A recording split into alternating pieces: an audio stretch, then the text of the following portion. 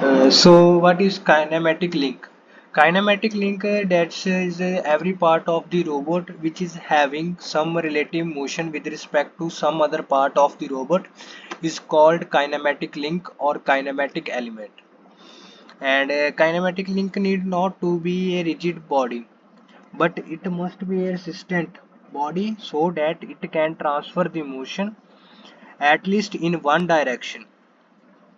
And there are three types of links. First one is rigid link, second one is flexible link, and third one is the fluid link. These are the types of kinematic link. First one is rigid link. Rigid link, in a rigid link, deformations are very small at microscopic levels, and it can transfer the motion in any one direction. Example is piston and crank, and this is the example of rigid link.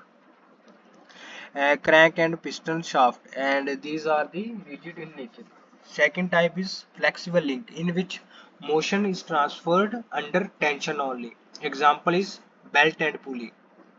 In belt and pulley, belt is always in tension, and if belt in tension, then motion is transferred from one pulley to another pulley. If there is no tension, then the motion transformation does not takes place.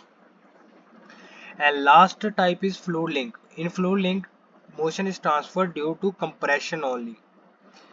And fluid must be transfer the motion or power from one link to another link.